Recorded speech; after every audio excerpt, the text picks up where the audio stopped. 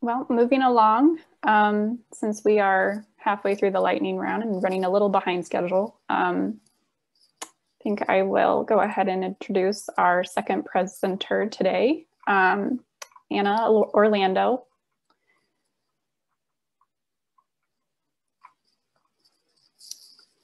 She is a current HPP student, class of 2022, and while in the program, she's continued to work part-time for Robert A.M. Stern Architects in New York City.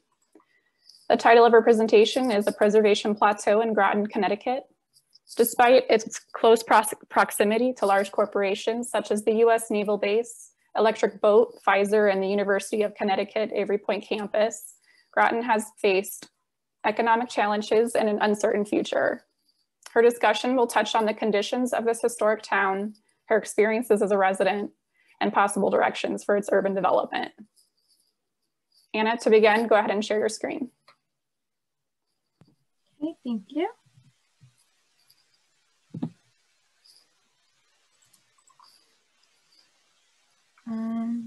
Okay. Do you see my presenter screen? Yes. Okay, great, thanks. Okay, so thank you, Melanie, for the introduction. As you mentioned, I will be sharing my perspective on the city of Groton, Connecticut, both as a resident and a current HPP student. Groton is located in the New London County of southeastern Connecticut, only minutes away from Mystic, Stonington, and the border of Rhode Island. From beaches to parks, places of industry, historic landmarks, and views of the Thames River and the Long Island Sound, Groton is packed with variety, but grounded by its residential zone. It is bordered to the north by the Interstate 95 highway and the Amtrak Railroad, providing direct transportation to nearby cities like New York and Boston. It is no secret that the state of Connecticut suffers from a major wealth gap. Despite the state's origins in low-income jobs and manufacturing, Connecticut became a destination for wealthy suburbanites and high-level corporate entities beginning in the 1970s. This upper class influx led to the state's infamously high taxes, which made it hard for lower-income families to sustain an affordable lifestyle. Southeastern Connecticut is no exception to this income inequality. New London and Groton are circled here and shown in red as areas of low income. These areas are also higher renting populations. In the green areas, historic towns are thriving. Essex, Chester, Mystic, and Stonington, all within 20 minutes of Groton, are vibrant with color, active retail, tourist attractions, and more. Meanwhile, the towns of Norwich, New London, and Groton show more empty storefronts than they do visitors, despite an equal amount of historic architecture to celebrate. The time to rise for the low and middle income population of the state has come. How can these cities remain affordable and accessible while reaching their full potential? And how will this demand for revitalization affect the development of historic districts and the sites within these cities? These are questions I've asked myself while living in and studying the city of Groton. There are around 24,000 jobs provided in Groton, but only 4,800 of those jobs are fulfilled by local residents. Over 19,000 commute to the city by day, but none of them choose to live in the area full-time. Groton's economy is driven by three major entities: the US Naval Base, Electric Boat, and Pfizer. In 1868, the United States Navy created its first submarine base about 3 miles north of Groton. Today, the 680-acre site holds 160 major facilities and 15 nuclear submarines, all contributing to the research and training of the world's most powerful submarine force. General Dynamics Electric Boat was established in 1899 in direct support of the naval base. Most importantly, it provides over 14,000 jobs and continues to serve as a successful industry for the area and the country. Groton also provides a home for the Pfizer Research and Development Facility. The 160-acre site holds one of the leading facilities for Pfizer, a prominent pharmaceutical company in the world today. and it's also a satellite home for the University of Connecticut. The Avery Point campus was formerly used as a summer retreat overlooking the Long Island Sound. After a period of state ownership and Coast Guard occupation, the estate was converted into a secondary campus for UConn in 1967. Today, the campus not only holds over 28 buildings for private academic use, it also provides public recreational spaces and job opportunities for locals. Amongst all these major entities is the Groton Bank Historic District, which was added to the National Register in 1983. While Groton's strong proximity to the naval base, Electric Boat, and Pfizer provides a steady source of jobs and income, it also creates a dependency on a market that lacks diversity and local draw. Over the centuries, downtown Groton flourished in tandem to its shipbuilding and maritime trade activities. Ames Street, running parallel to the river, served as an anchor for a thriving, family-oriented neighborhood with churches, small businesses, daily attractions, and more. Today, Groton suffers from vacancy, inactivity, and a lack of economic diversity. But it is still thriving as the submarine capital of the world. And it's also a place I call home. This is my husband's submarine, the USS Montpelier, and the red arrow is pointing to the home where we've been renting an apartment for the past couple years. From my front yard on the historic Thames Street, I've been able to watch my husband's submarine travel along the river. I've also been able to immerse myself in the town's historic narrative while getting to know the locals and military families alike. My interest in Gratin simply grew from daily dog walks in the neighborhood. Once I started the HPP program this past fall, I took the opportunity to dig deeper into the town's history.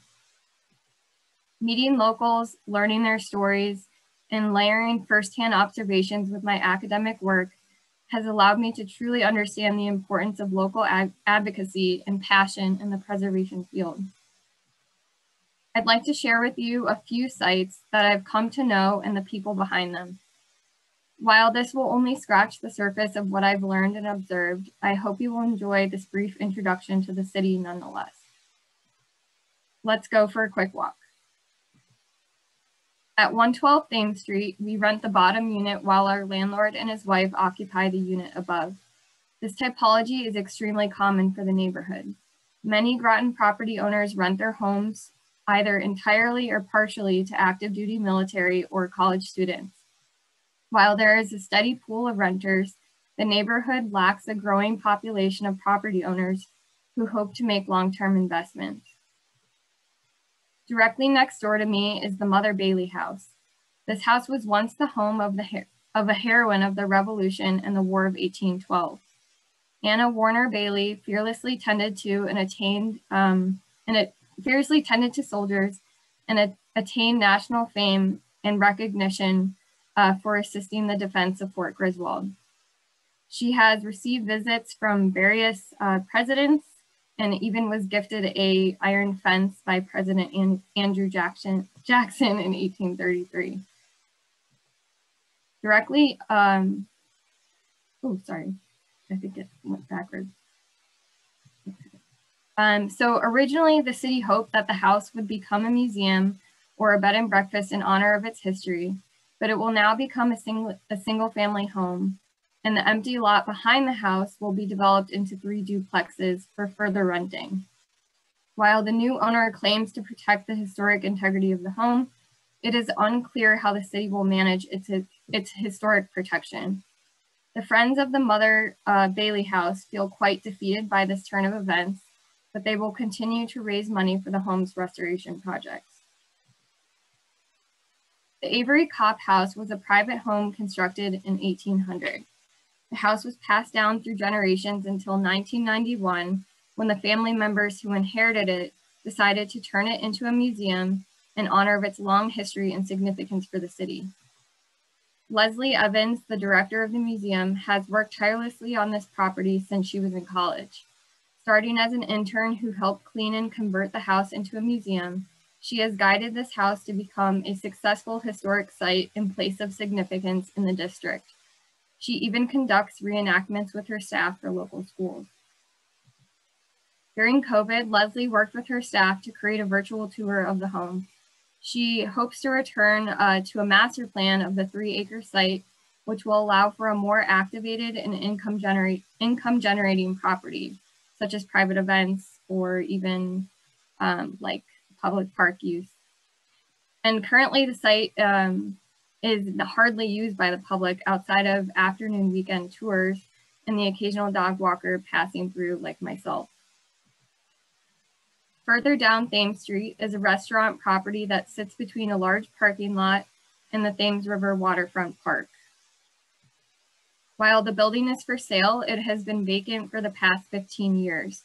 The city is anxious for someone to purchase the property and use it as an anchor for future businesses to develop along Thames Street. The building was originally constructed as a power plant in 1906 and then converted into a police station before being used as a restaurant. Fort Griswold was constructed as a military defense site during the American Revolution in 1775. In 1781, an infamous battle took place where the British Army overcame the American soldiers and their general. After the Battle of Groton Heights, the site continued to be used for protection and naval navigation. Today, the site is a stabilized ruin with a small museum. It primarily serves as a public park, but there are several reenactment events and military ceremonies scheduled there throughout the year. Through the fort, I met Henry Elves, the state park supervisor, and Hallie Keeler, who serves as the president of the Friends of Fort Griswold, has been an active resident in Groton for the past 20 years, and served as the director of the Bill Memorial Library for 30 years. I also met Alan Levere, who managed all of the historic projects within Connecticut state parks and was responsible for the research, planning, and coordination with the SHPO for projects like Fort Griswold. He created this guided cell phone tour and the viewing deck single-handedly, as he is the only one who served that department. Both Henry and Alan retired this year, but only Henry's position as the regional park supervisor was replaced. All 3 contacts that I've met through Fort Griswold express concern and the lack of support from the rising generation of Groton. In the future, the fort hopes to reconstruct its former military barracks, conduct archaeological surveys, and find a use for this vacant state-owned home that is located directly on the site. Until then, I have joined the Friends group and hope to contribute resources and support in any way possible. Outside of the many and ongoing obstacles faced by each of these historic sites, there are 14 properties in the district owned by an absentee landlord, a developer who is full of empty promises and neglect for the revitalization of the street and the historical significance of his properties. These are 6 of those 14 properties.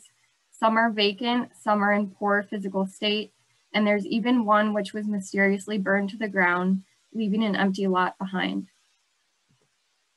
Between its many historic sites and the nonprofits who support them, Groton has several preservation organizations which work toward the protection and stewardship of all the sites in downtown Groton and New London. With the support of the locals and their organizations, the city is actively working toward its vision for a more mixed and lively economy, one where historic sites can be fully appreciated and supported by a diverse network of residents, visitors, and local businesses. It has been overwhelming and exhilarating to learn about this city, both from an academic and personal perspective. I look forward to the research and observations to come as the city works to reach its full potential. Thank you.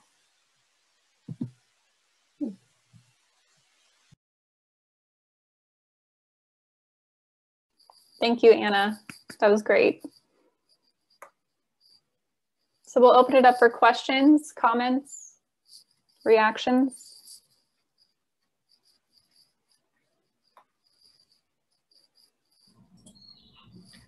I have another question again. So do you have any anything in mind about this project in the near future? Are you going to use it for your thesis, or are you going to continue on this research, Anna? It's funny you say that because I feel like I unintentionally started a thesis without realizing it. And Michael's laughing because I'm still figuring out what my thesis is. My undergrad thesis was actually on Ellis Island, so I am hoping to return to the issue of vacant government-owned buildings.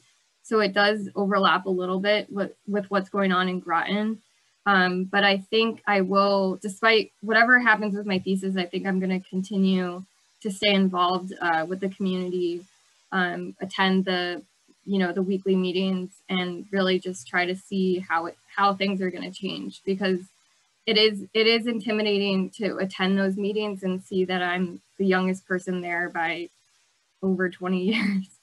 So I think they do need people like us that come through these programs and really understand what's going on.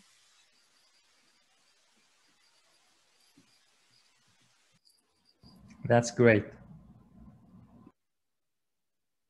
I think Sherry has a question. Yes, thank you. I'm sorry, I had to step away for a moment and I missed that. Did you, were you living in Groton and then develop that interest in the community, or was it the other way around? So long story short, I was working in New York City before COVID, and my husband has been stationed in Groton for the past 3 years for his sea tour. So I was only traveling to Gratin on the weekends, and it was very quick, so I never really paid much attention. And then when COVID started, I was living there, pretty much full time. So that's when I really started to understand what was going on. And I, met my neighbors, I met the people involved in all of these projects. And so I just, kept going with that when I started school, because it was so easy to use my resources from school to continue the research and sort of act like a Nancy Drew, because a lot of people know me and they're like, oh, you're that girl from Cornell that's trying to ask everyone all these questions. So it's been very fun and also very overwhelming. Well, terrific presentation. I really enjoyed that. And I think it's a really excellent example of, local effort and how preservation often, sorry, my cat is on my papers, how preservation very much starts at the local level. Terrific example there. Thank you. Thank you. Thank you. I think Jack Glassman. Yes, thanks. Hi, Anna.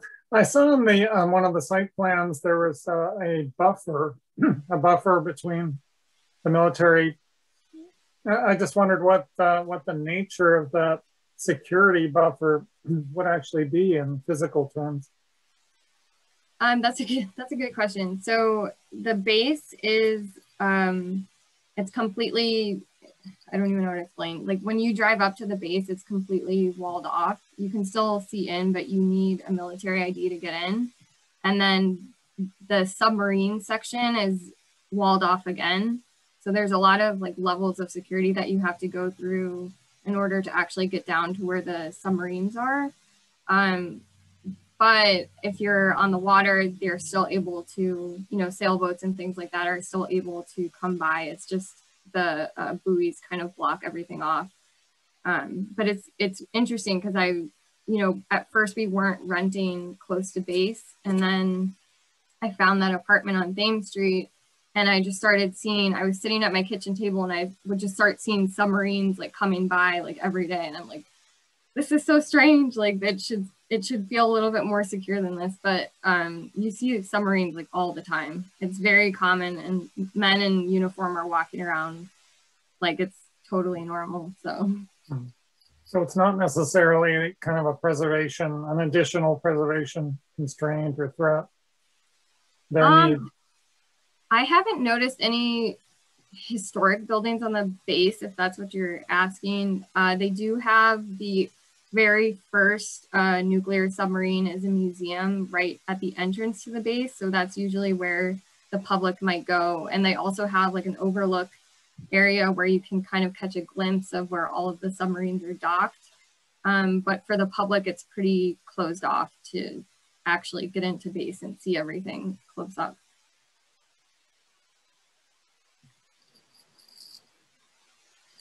Great. Well, thank you, Anna. I really appreciated the way that you told the story, the narrative from a personal perspective as a resident, and how that kind of evolved into this investigation. I think that's really important too with your thesis, to have such an intimate understanding of something. All